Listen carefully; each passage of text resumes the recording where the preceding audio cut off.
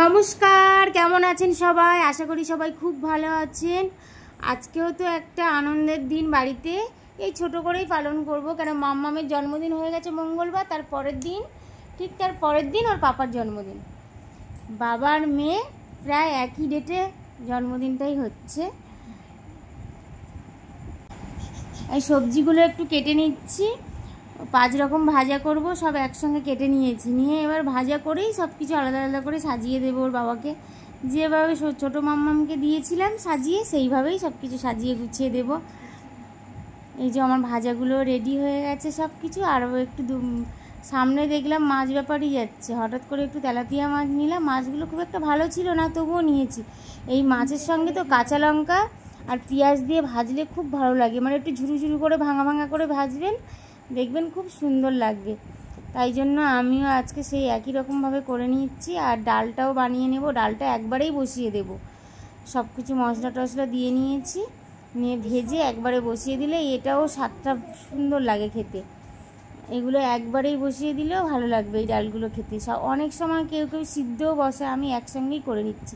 বেলাও হয়ে গেছে অনেকটা, তার জন্য একবারেই সব কিছু করে নিচ্ছি। আর এই তো সামনেই তো মাম্মামের জন্মদিন গেল কাল, আর আজকে ওর পাপার, সেই জন্য ওর পাপা বললো যে আমি মাংস কিছু করতে হবে না, আমি মাংস খাবো না, সেই জন্য মাংসটা করিনি। ওর বাবার পছন্দের তেলাপিয়া মাছটা একটু ভেঙে ভেঙে ভাজা করে দিলেও হবে। ওর বাবাকে দেখুন দুধটা কী সুন্দর উতলিয়েছে। মাম্মামের যেমন দুধ উতলিয়েছিল, ওর পাপারও ঠিক তেমনই হলো। আর দুধ উতলানো তো শুভ, আপনারা সবাই জানেন। আর ওর বাবার আর একটা প্রিয় জিনিস হচ্ছে কচুর ফুল, ওটা খেতে খুব ভালোবাসে। ওটা নিয়ে এসেছিলো, আমার ছোটো ননদ পাঠিয়েছিল ভাগনা বৌমাকে দিয়ে। সেই কচুর ফুলটা চিংড়ি মাছ দিয়ে হবে, আর একটা দাঁতনে মাছ আছে। আর এটা কী মাছ গো রূপা? আর একটা কী মাছ? লুচে মাছ বলে, আমরা তো বলি ওটা লুচে মাছ। ওই মাছ দিয়ে একটা তরকারি হবে, ভাবছি ওটা রাতে করব।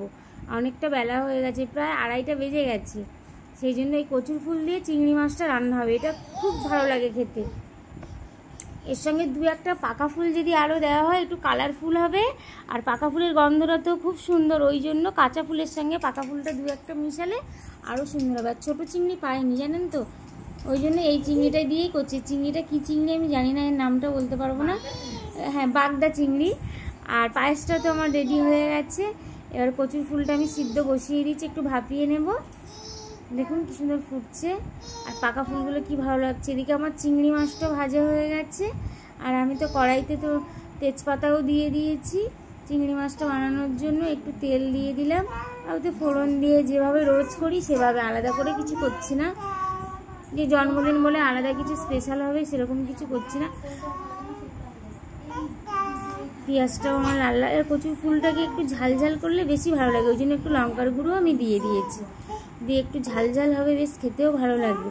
আর যদি গাল চুলকায়, তাও তো ঝাল লবণটা একটু চড়া করে দিলে সেটা হবে না। দেখুন আমার তরকারিটা বানানো হয়ে গেছে, কি সুন্দর লাগছে দেখতে। ওর বাবাকে তো খেতেও দিয়ে দিয়েছি সব কিছু গুছিয়ে।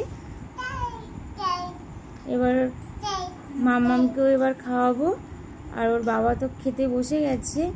আর এদিকে তো আমরা সন্ধ্যাবেলা চলে এসেছি কেক কিনতে।